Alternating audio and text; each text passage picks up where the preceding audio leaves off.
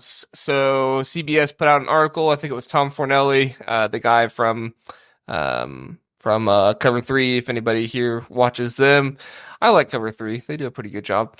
But Big Ten championship odds: Ohio State. If you're listening to this on podcast, here are the odds: Ohio State at plus 160, Oregon plus 210, Penn State plus 450, Michigan plus 525, and then you drop to USC plus 1600, Iowa plus 3000, Washington and Nebraska are at plus 4,000, Wisconsin is plus 6,000, Maryland plus 8,000, Rutgers and UCLA plus 9,000, Michigan State and Northwestern plus 10,000, Illinois plus 15,000, Minnesota 20,000, Purdue 30,000, Indiana 40,000. Could you imagine if you put $1 on Indiana and they won the Big Ten? That'd be epic.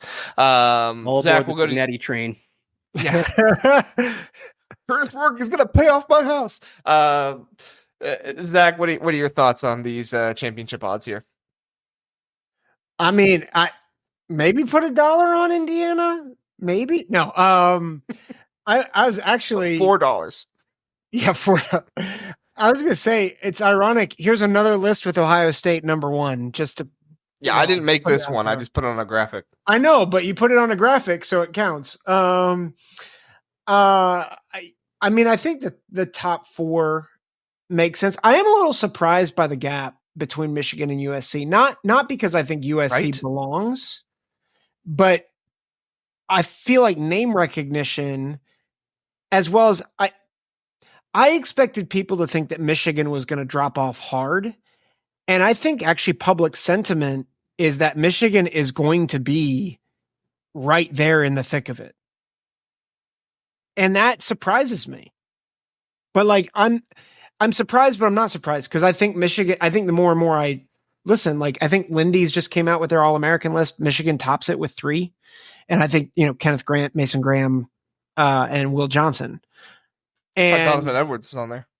Oh, maybe it was Donovan Edwards. I think it was Don instead of Kenneth Grant. I think you're right. He has to be on there. He's on the cover. Right. Yes. But like, I'm surprised by that gap. What do you think, Andrew?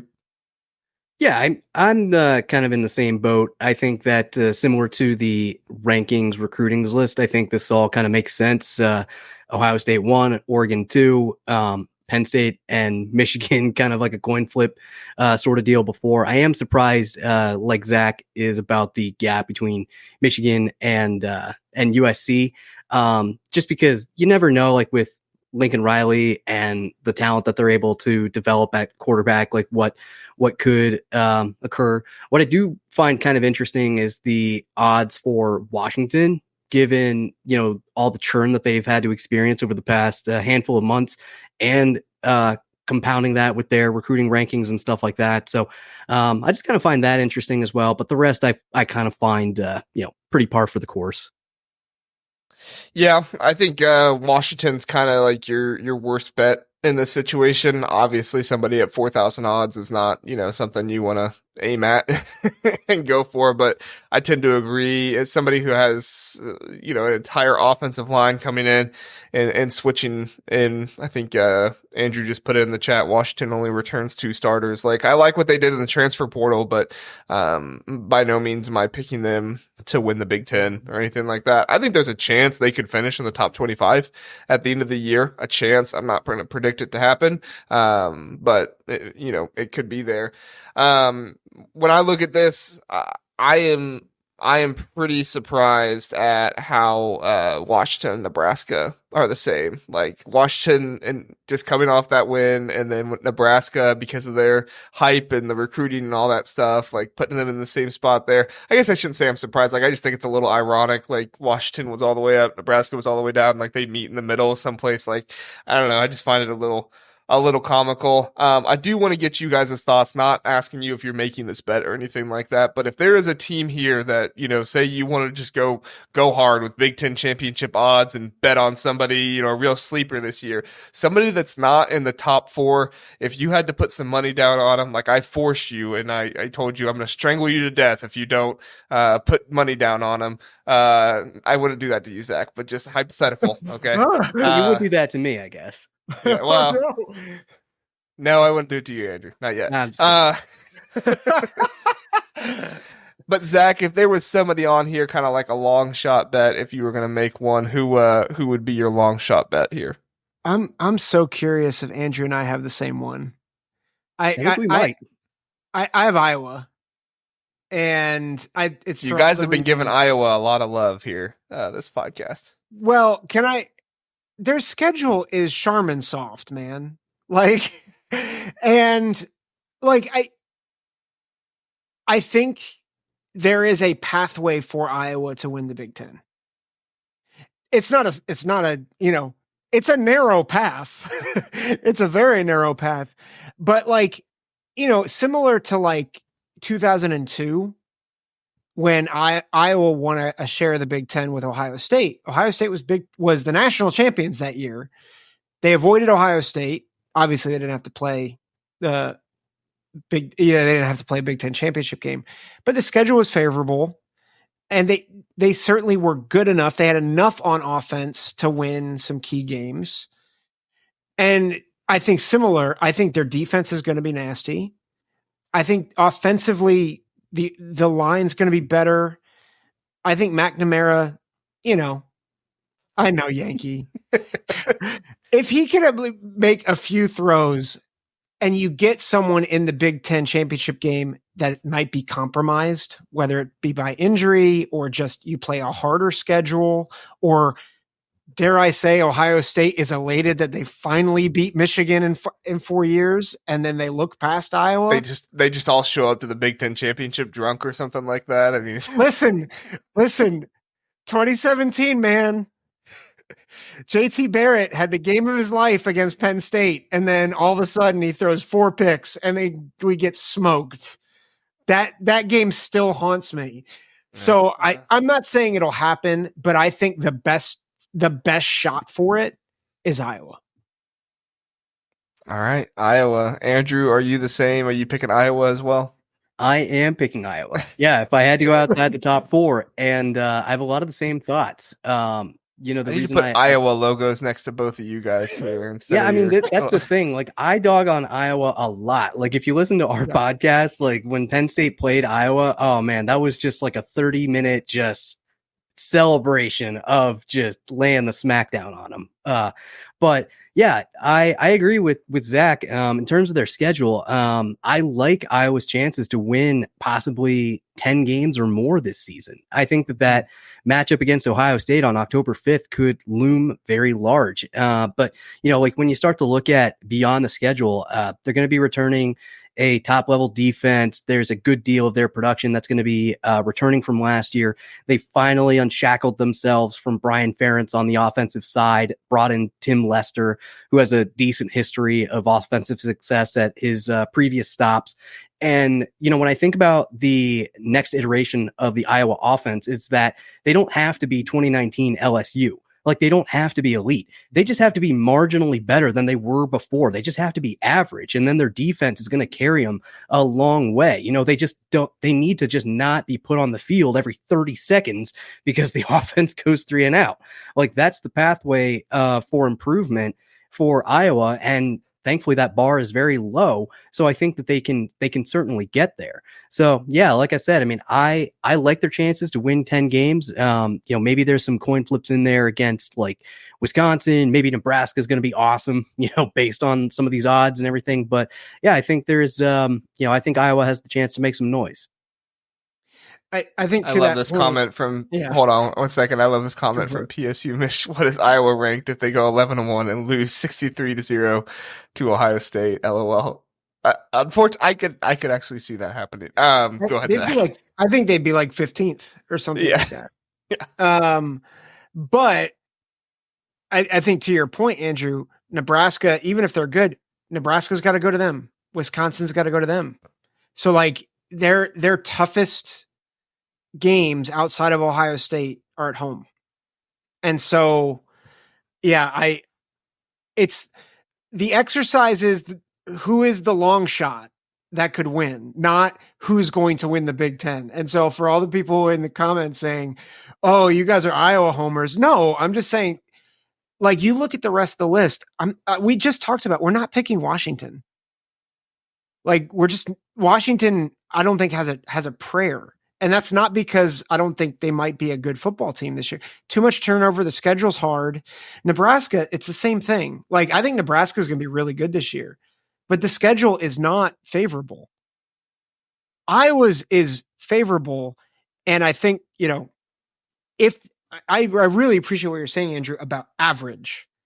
If the offense is average, they could pull an upset. I'm not saying they will, but like that's the pathway. And I don't see anyone else outside, like USC is I think the only other one that makes at least some logical sense. And that just kind of feels like a cop out because it's like, not in the top 4. Well, USC could be awesome, right? Okay, well, let's talk about my pick then. My pick is USC. Okay, so I just dated myself right there, didn't I? I do have 2 picks because I was like, well, yeah, USC is kind of a cop out because of 5th. They're not in the top 4. So I do have 2 picks. Number 1, USC. So my thought process with USC is like, could we see a 9-3 team make it to the Big Ten championship? We very well could this year because USC faces LSU and Notre Dame in the non-com. I mean, it's possible they lose both those games. I'm not predicting it to happen, but it's very well possible they could. And then their 2 hardest games that they play in conference are at Michigan and Penn State. If they win one of those games, they get Penn State at home. They win one of those games. Say Penn State just has a really bad traveling and something goes on with them and they're really weakened and USC is able to break something out and win that one there. You could very well find USC going to the Big Ten championship game and, battling it out with an Ohio State or an Oregon or something like that. USC does not have Ohio State. They do not have Oregon. They do not have Iowa on their schedule. Their next hardest game is Nebraska after Penn State and Michigan. So if they can take care and that's at home. So they have some good games or some games against harder opponents, but they are at home on the schedule. Penn State, Nebraska, Rutgers, I think, is going to be better than what people realize. And then they go and Wisconsin, and they go to Minnesota, they go to Maryland, to Washington, to UCLA. Those are 4 teams that I don't think are going to be super great in the conference this coming year. And so there is a path there. There is a path that we could see a 9-3 USC going to the Big Ten championship. Now, my other pick, because like I said, I don't want to just pick the 5th team. My other pick is, and this should come as a surprise to nobody because I have professed my love for them multiple times. If I did not have an Ohio State logo next to me here, I would have this team. But Rutgers, I honestly think you put $10 down on Rutgers and you might win some money this year. I think that their hardest test would be the Big Ten championship, but kind of like USC, like they have a favorable schedule. Their hardest conference game they're going to play this year is at USC. They play at Nebraska, which is also difficult, but at Nebraska, they play Wisconsin. They don't get Ohio State. They don't get Oregon. They don't get Penn State. They don't get Michigan. They don't get Iowa. Like, they have skirted, all of these top, 6 teams, except for USC. They have skirted all of these top 6 teams. You could very well find an 11-1 Rutgers team going to the Big Ten championship if things fall the right way. You can call me crazy if you want, Zach, but I think it could happen. That's a sneaky great pick. And because, and I'm gonna throw shade at my own now. I think the Iowa pick is good, but I think something that you're pointing out, every single team on Rutgers' schedule has a lot of question marks, including USC. Now, Granted, they have to go West Coast. I don't know if they have the depth though to do it. Like I mean, look at their last 4 games though. Minnesota at Maryland, Illinois at Michigan State. Like, you get to November for them, and their bye is at the beginning of November.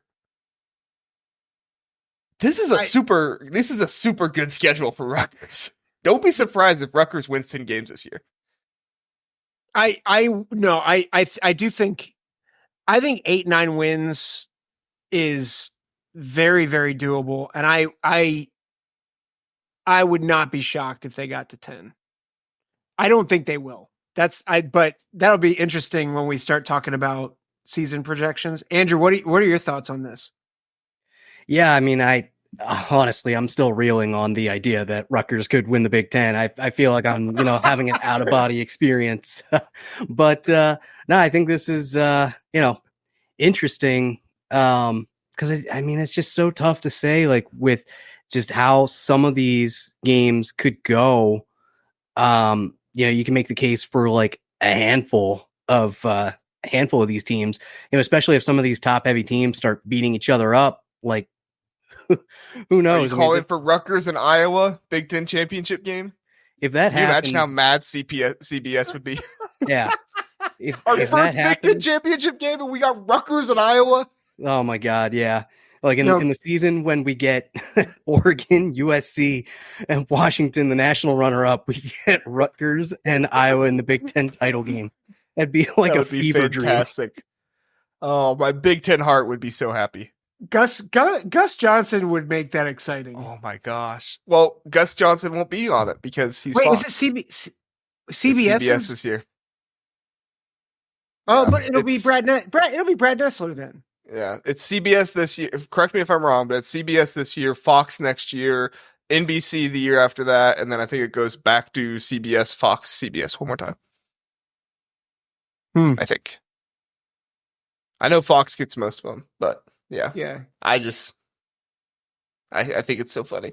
I'm neglecting the comments here. I'm sorry. Oh, sorry. Go ahead. Go ahead. I'm going to try to find some comments. We're calling it Rutgers Iowa Big Ten championship game this year. Book it, Indianapolis. If that happens, we got to clip this and share it everywhere. We're going to be like the Nostradamuses of Big Ten football. Carlton says USC winning a conference championship year one will be kind of funny. It would be funny until the USC fans start latching onto it. They would never let that go. Their first year. It's not going to happen. Win it all. PSU Mish Rutgers schedule is so bad they won't be in the top 20 at 10-2. They could be like a Liberty last year. LFG says, I don't consider USC an underdog team because the expectations of USC fans are sky high. Like I said, yeah, the USC was it was the fifth team when I said you can't take the top four. So it was kind of a pick there. But, and then Soda Pop Kid says, disagree. Nebraska should be 7-0 going to Ohio State. Back half of the schedule. I think you said that earlier, didn't you, Zach? Yeah, back half of the schedule. Andrew brought it up. Andrew did. Yeah. So, let's see. Trojan Fight asks, is location in Indy a lock for the championship game? I know they have some talk of moving it to Vegas eventually. I don't think it's going to be in Indy long term. I think they're probably going to move it some different places. They just played the Big Ten championship or Big Ten tournament for basketball in Minnesota this past year. So I think they'll probably move it at some point, have it like on a rotation, and I'm almost positive Vegas is going to be involved. There's no way you can't go to Vegas if you have the opportunity, right? Like, they're not going to pass that up. So